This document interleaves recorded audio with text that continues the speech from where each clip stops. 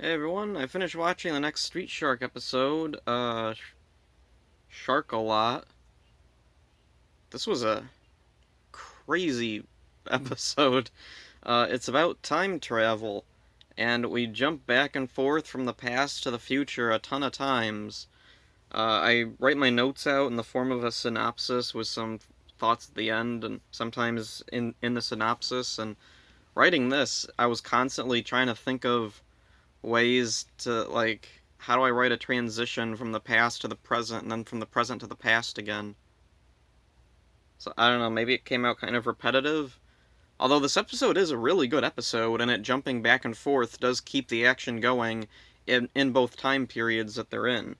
So anyway, Paradigm's latest plan is it involves a time machine, and he plans to send Killamari back in time to kill one of Dr. Bolton's ancestors. That way, the Bolton boys will never be turned into sharks, and they won't foil his plans. Which, uh, time travel is a tricky concept. It's especially for villains, because it's like, well, why don't you just like I don't know, just go back and tell yourself to not mutate the Bolton boys.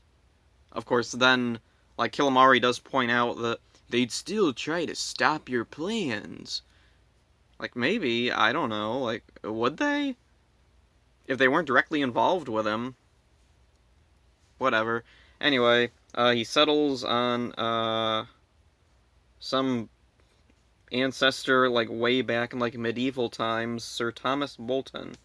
Um, let's see. He looks a lot like the normal Dr. Bolton, kind of. We only see Dr. Bolton, the shark's father, in the very first episode, I believe, and after that, there's a picture of him once in a while. Yeah, this guy, I don't know, it's been a while, so I guess it passes. So anyway, he sends Killamari back in time to kill Sir Thomas Bolton, and there's a bit, I don't know if it was intentional or not, probably not, I'm probably just seeing things. Sir Thomas Bolton is standing in front of this weird machine. It looks like I don't know what it's supposed to be, some kind of catapult thing, with a wheel on it. I don't know what it is. Anyway, the way he's standing, there's a thing behind him that makes it look like he has a shark fin on his back. And I don't know if that was supposed to be intentional or if it was just a coincidence. Probably a coincidence. Probably no one else is gonna see it. So anyway, there's this dude named Malcolm with Sir Thomas Bolton. He's got the typical powdered wig look. He's got this blue and yellow nobleman outfit on. I don't know what he is in relation to Sir Thomas Bolton. Sir Thomas Bolton says he addresses himself as Lord of whatever the castle's name is. Oh, that's something. The time machine can send people back in time and also to a specific place. This takes place in let's see, Street Sharks takes place in Fission City. It's an American city, or yeah, it is American City because I remember later on there's a thing about the president of the United States being a major thing. So it takes place somewhere in America, and I don't know exactly where.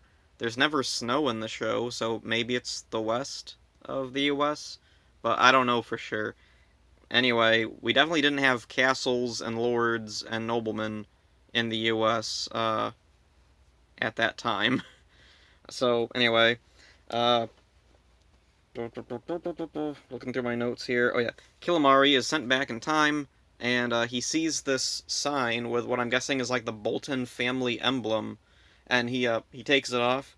It's two lightning bolts crossed, and he says, "Lightning bolts for Bolton," which is just, even as a kid, this was the most awkward thing, and a huge leap in logic to look at a sign with two lightning bolts and immediately make the connection, lightning bolts, Bolton. And the weirdest thing is that Killamari, later he sees Sir Thomas Bolton and he says, "Come back, lightning Bolton." It's so weird the way the line is delivered. It doesn't even sound like the way Killamari usually talks. So I'm thinking maybe the voice actor was confused by this too. Anyway. Oh yeah. Also, Sir Thomas Bolton calls himself Lord, and he says Lord Thomas Bolton, not Sir Thomas Bolton. So I looked it up to see like, are sirs and lords the same thing? Cause I don't know. I'm an American in the modern times. I don't freaking know what sirs and lords are. I do know what sirs are from like old fantasy things.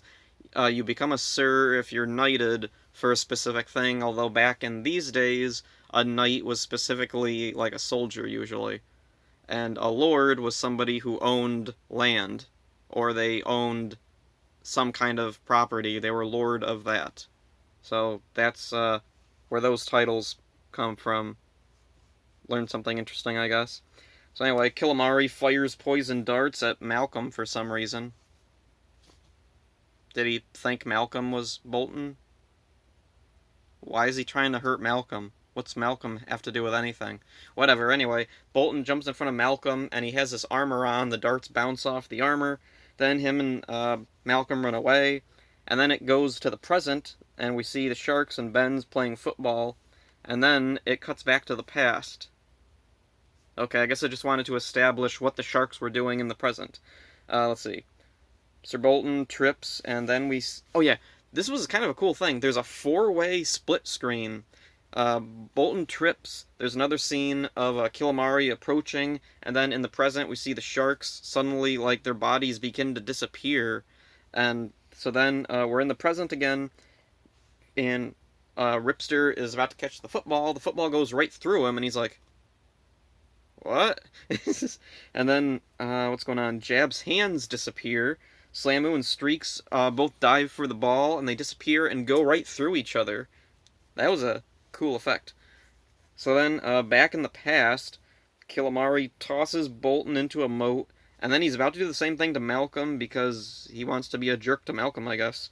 Bolton gets out, he fights off Killamari, and then in the present, the Sharks are all back to normal, but they don't know what's going on. Oh, and there's a weird thing here. Streaks' color is, like, off for some reason.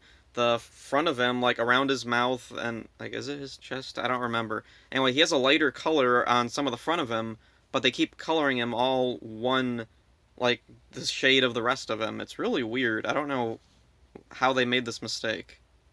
Or, well, I know how it happened. It's when they were coloring in the cells, they colored in his mouth, and I guess they didn't want to risk scraping the paint off the cells again, so they just decided leave it this way. So anyway, in the past, Bolton and Malcolm, they get into the castle, they lower this gate to keep Killamari out, and then Killamari is able to reach through the gate and shoot a dart, and it hits Sir Thomas Bolton in the arm. And this was kind of a clever writing thing. I like this. This was a cool little way to, I don't know, not make Killamari look like an idiot. Because it seems like the type of thing that a lot of cartoons, like, oh no, a gate fell down, I can't just reach through the gate. But he does reach through, and he remembers that he actually has the ability to shoot the poison darts. That's cool. So then, let's see. Oh yeah, Paradigm in the present is watching all this on a view screen. So I guess Killamari has a camera on him, or Paradigm just has a camera. Or maybe it has to do with a time machine, because he does select, like, the time period to send Killamari back to with the time machine. It shows up, like, on the screen, the castle. So, I don't know, does he have, like, a time traveling camera that can just zip right through time? Huh. That's an interesting idea. Anyway, back to the thing. Let's see. Oh yeah, there's a scene that is kind of a cute little moment. Malcolm's holding Bolton, and Bolton is holding his arm where the dart hit him. Poison most foul, which is a paraphrased line from Hamlet, which was, what was it? Treachery most foul, I think. Was that the line? I don't remember. Whatever. Cute moment. Anyway, the Sharks back in the present. They toss Reptile on top of Paradigm, which keeps them out of the way for a while. Then Benz goes up and figures out the time machine really quickly, and he plans to send Ripster and Slamu back to help Sir Bolton. And oh yeah, Shrimp Louie is in this episode, and he doesn't really serve much of a purpose. Let's see. Benz is setting up the time machine, and then Shrimp Louie comes up. Hey, why don't you pick on someone your own size? And then we don't see who, but someone chucks a paint can at him and he runs away. And I don't know why, I just thought that was so funny for someone to chuck a paint can at Shrimp Louie, and then it shows the sharks and they're all just standing around. So whoever chucked the paint can just, it was a really nonchalant thing, they don't care. Yeah, Shrimp Louie's not a threat. Anyway, oh yeah, and then, let's see. There's a part, Benz goes back to setting up the time machine, Shrimp Louie comes over and tries to threaten Benz, and Benz just threatens him right back and he runs away. Shrimp Louie is pointless, whatever. In the past, Calamari is able to lift up the gate, and he gets past the gate, but then Ripster and Slamoo get there, they try to hold him off, but then suddenly they start to disappear again, because Sir Bolton is dying from the poison. Ripster is able to make it over to Malcolm and tell him, "Do you have any herbs? Get some herbs." "Herbs? Oh, okay." And there's a garden right next to him, and he's like, he picks a bunch of stuff. "Here you go." And Ripster's like, "Okay, cool." And then he drops the liquid from the herbs into Sir Bolton's mouth, and he's healed. That was easy. Okay, don't hold tension too long. So anyway, he's fine, so now Jab and Ripster are fine. They can fight off Calamari. Oh wait, no. The herbs don't work yet. They work a little later. I got ahead in my notes. Anyway, the sharks, Ripster and Slamoo, both fade away completely. And then there's a weird bit here where Calamari is like, "Dr. Paranoid, I did it. I beat the sharks." So, I guess Paradigm is fine with being called Paranoid. It's kind of ironic. I think this is the first time the villains refer to him as Paranoid, and it's not even like as a derogatory thing. It's just they act like it's his name. But he doesn't even become paranoid in this episode, I don't think. Yeah, he's just himself the whole time. Weird. So, anyway. Um. Oh, yeah. Now Sir Bolton starts to wake up. The sharks come back to normal. And in the present, let's see. Reptile has captured Streaks and Jab, but Benz gets away. And then Paradigm plans, or yeah, he gets his backup plan ready. He has a new mutant, Tentakill. Where'd it come from? I don't know. It probably had something to do with the dinosaur stuff the previous episode, because Tentakill has like a big dinosaur face. Then he has like ostrich legs. And the weirdest thing, he has these two like flower things like on his thigh shoulders. I don't know what that kind of body part would be called. And he also has these little yellow boxes that do something. I don't know what they do. And with little flower things can spin around and turn into blades. Okay. Anyway, Tentakill is a bit hard to control. Reptile goes to get him out and it attacks Tentakill. Then Paradigm makes a holographic picture of Sir Thomas Bolton and says, "Look, Tentakill, this is your enemy." And Tentakill's like, okay, and then runs through the time portal thing. And, let's see. Okay, so now Tentakill's sent to the past, and in the present, Benz, he breaks into Paradigm's lab. He has this device that reflects Reptile's electric thingies. He gets past him. He deflects the shocks to the lock thing, keeping the cage shut, which is all metal. It's a good thing he didn't electrocute the sharks, now that I think about it. Whatever, anyway, the cage is opened. Streaks and Jab escape. And, let's see. Oh, yeah, they go... What? Okay, now I see. Yeah. They grab Paradigm and Reptile, they lock them in the cage. Shrimp Louie comes up to fight again, and Benz tells him, "Boo." And Shrimp Louie runs away. Okay. Even as a kid, this was really silly. Anyway, back in the past, Streaks and Jab join their brothers to defeat Tentakill, and they take along mirrors that Benz gave them to deflect Tentakill's lasers. Oh, that's what the little yellow boxes were. Yeah. So anyway, they defeat Tentakill. Tentakill goes back through the portal, and then Sir Bolton goes to the sharks, and he's like, "I'm going to knight you in gratitude." And the way he knights them, he gives them like new names, and they're just part of their normal names, but with a lot added to the end. So, Sir Slam-a-lot, Sir Streaks-a-lot, Sir Jab-a-lot, and Sir Rips-a-lot. which sounds like Sir Rips-a-Lot. Kind of sounds dirty. Anyway, anyway, they're going to go back through the portal. Slammu picks up Killamari because they forgot about him and chucks him through the portal. And Sir Bolton tells the brothers that he's proud of them. And Slammu is so touched he starts crying and goes to give Bolton a hug.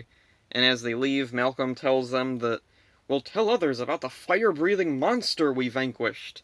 And then, what was it, Slammu says, "We? I didn't see him doing anything." And Ripster says, "Well, don't you know? That's how legends start." So this implies that the street sharks are the reason we have the Legend of Dragons now. I don't know, it's kind of weird because we have, like, dinosaur stuff coming later.